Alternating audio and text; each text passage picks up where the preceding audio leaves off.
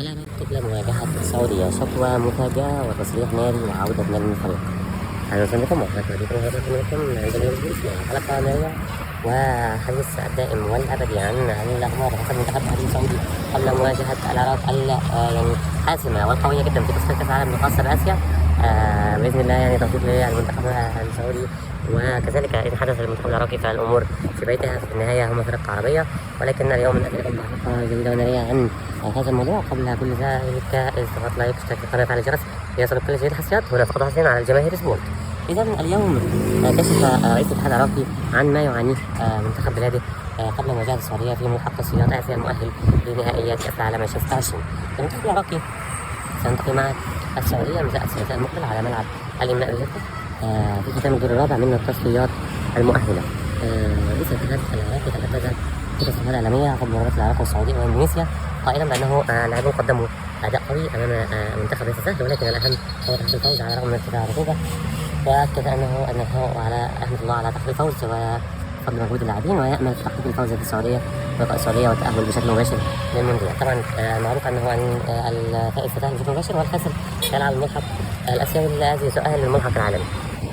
اختتم رئيس الاتحاد العراقي قائلا بأن لاعبي المنتخب العراقي يكون حجم المسؤولية على عاتقهم، خصوصا وأنهم بمسؤولية 45 مليون ينتظرون الفرحة منذ إنجاز 86، والفريق ليس بحاجة إلى الشحن المعنوي على الرغم من أنه يحظى بذلك من قبل الجهاز الفني والإداري وحتى الجماهير العراقية الموجودة في جدة. وأكد أنه يرتبط خدمات الثنائي الدفاع زيد تحسين ومناف يوسف بسبب الإيقاف والإصابة على الترتيب.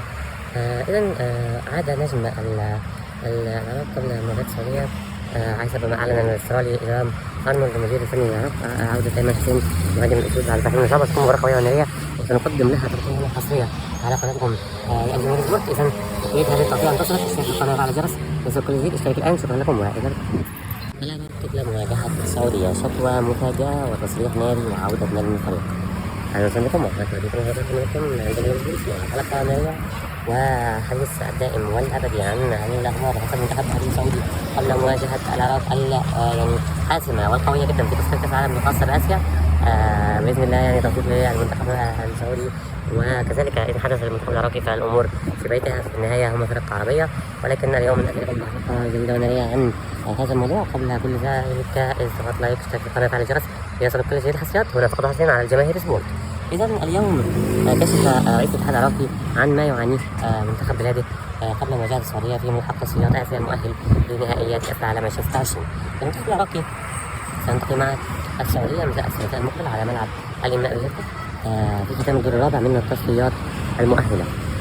رئيس الاتحاد العراقي تحدث في تصريحات إعلامية قبل مباراة العراق والسعودية وإندونيسيا قائلا بأنه اللاعبون قدموا أداء قوي أمام منتخب ليس سهل، ولكن الأهم هو تحقيق الفوز على الرغم من ارتفاع الرطوبة. وأكد أنه على أحمد الله على تحقيق الفوز وفضل مجهود اللاعبين، ويأمل في تحقيق الفوز في السعودية ولقاء السعودية والتأهل بشكل مباشر للمونديال. طبعا معروف أنه الفائز سيتأهل بشكل مباشر والخاسر سيلعب الملحق الآسيوي الذي سيؤهل للملحق العالمي. اختتم رئيس الاتحاد العراقي قائلا بأن لاعبي المنتخب العراقي يكون حجم المسؤولية على عاتقهم، خصوصا وأنهم بمسؤولية 45 مليون ينتظرون الفرحة منذ إنجاز 86، والفريق ليس بحاجة إلى الشحن المعنوي على الرغم من أنه يحظى بذلك من قبل الجهاز الفني والإداري وحتى الجماهير العراقية الموجودة في جدة. وأكد أنه يرتبط خدمات الثنائي الدفاع زيد تحسين ومناف يوسف بسبب الإيقاف والإصابة على الترتيب.